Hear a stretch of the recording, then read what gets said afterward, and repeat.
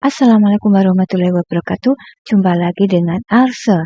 Pada kesempatan kali ini kita akan membahas tentang sejarah, yaitu perjuangan rakyat Indonesia dalam menghadapi disintegrasi bangsa. Sebelumnya saya mengucapkan bagi yang beragama Islam, selamat Hari Raya Idul Fitri.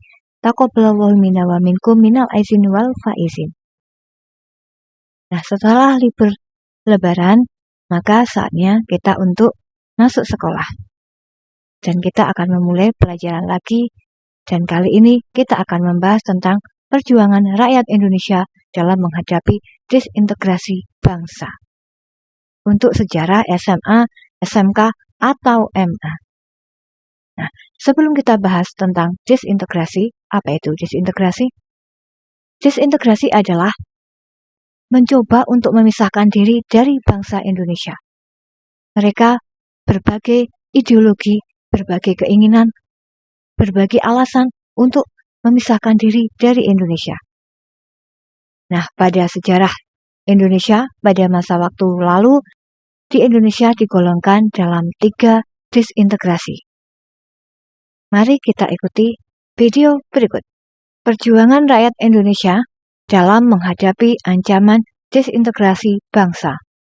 Untuk sejarah SMA, SMK, atau MA. Disintegrasi bangsa terdiri dari yaitu peristiwa konflik dan pergolakan yang berkaitan dengan ideologi. Yang berkaitan dengan ideologi ini meliputi yang pertama PKI Madiun, selanjutnya pemberontakan DITII, yang berikutnya adalah peristiwa G30 SPKI atau PKI mengganti ideologi komunisme. Yang selanjutnya adalah DITII mengganti ideologi agama. Nah, ini DITII terjadi di Jawa Barat juga ada, Kalimantan juga ada, dan nanti akan kita bahas satu-satu. Selanjutnya, disintegrasi bangsa juga terdiri dari peristiwa konflik dan pergolakan yang berkaitan dengan kepentingan vested interest, yaitu meliputi termasuk dalam kategori ini adalah sebagai berikut. Yang pertama adalah pemberontakan APRA atau Angkatan Perang Ratu Adil. Berikutnya RMS atau Republik Maluku Selatan. Dan selanjutnya adalah Andi Ayis.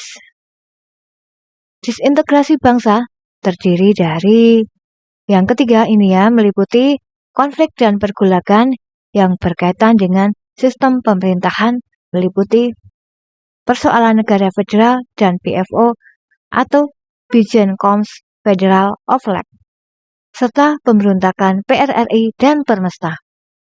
Nah, pada pertemuan kali ini kita hanya akan membahas satu saja, yaitu tentang pemberontakan PKI Madiun September 1948 yang dipimpin oleh Musso. Latar belakangnya adalah bersifat ideologis, mereka ingin menggantikan Indonesia sebagai negara komunis. Pemberontakan September 1945 dengan pembunuhan terhadap pejabat pemerintah serta pemimpin partai anti-komunis. Terjadi kaum santri juga menjadi korban. Akhir dari pemberontakan, yaitu Divisi Siliwangi, berhasil mendesak mundur pemberontak Musso, tertembak Amir Syarifuddin, tertangkap dan dijatuhi hukuman mati. Tokoh-tokoh muda PKI seperti Aidit dan Lukman melarikan diri, merekalah yang kelak di tahun 1965 juga akan mengadakan pemberontakan. Nah, kita ikuti pembahasan berikut. Nah, para siswa semuanya, kita kembali lagi kepada pembahasan. Apa yaitu yang namanya disintegrasi? Disintegrasi adalah keinginan untuk memisahkan diri dari bangsa Indonesia. Nah, mereka mempunyai tujuan, ada yang mengganti komunisme, ada yang tujuan politik, dan ada yang tujuan lainnya. Nah, pada pembahasan pertemuan kali ini kita akan membahas tentang pemberontakan PKI Madiun. Nah, pemimpinnya sudah kita ketahui semua, pemimpinnya ada 2, yaitu Musso dan Amir Syarifuddin. Lalu pertanyaannya, mengapa mereka memberontak? Ya, karena mereka ingin mengganti ideologis Indonesia yang selama ini Pancasila ingin diganti dengan komunis. Pemberontakan PKI Madiun ini tidak hanya di Madiun saja, tetapi sampai ke Surakarta. Korbannya banyak dari santri-santri yang dibunuh. Banyak rakyat sipil yang dibunuh oleh PKI ini. PKI ini menginginkan Indonesia diganti menjadi negara komunis dan beralih menjadi Uni Soviet. Selain ini, kelompok kiri ini juga ingin merebut daerah strategis seperti Surakarta dan Madiun. Nah, karena ingin merebut Surakarta dan Madiun, dan terbesar adalah pemberontakan di Madiun, disinilah PKI mengadakan perlawanan atau pemberontakan. Sebenarnya partai PKI ini sudah lama di dalam pemerintahan dan mendukung pemerintahan, tetapi ada kekecewaan sejak zaman pergerakan nasional. Namun ketika golongan kiri terlimpar dari pemerintahan, PKI menjadi partai oposisi dan bergabung dengan partai FDR atau Front Demokrasi Rakyat. PKI ingin mengganti ideologis menjadi komunis. Dan pada September 1948 dikenal dengan pemberontakan PKI Madiun.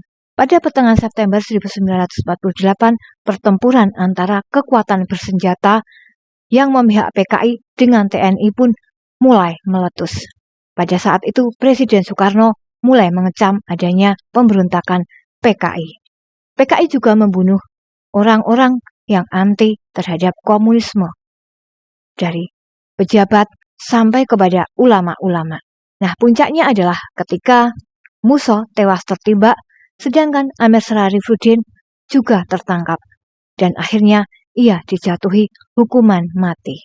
PKI di Madiun dapat ditumpas oleh pasukan pemerintah yang dipelopori oleh divisi Siliwangi dan berhasil mendesak mundur pemberontak. Namun, Aidit dan Lukman berhasil melarikan diri dan nantinya akan mengadakan pemberontakan 30 September 65. Nah, ini adalah sejarah tentang disintegrasi PKI Madiun.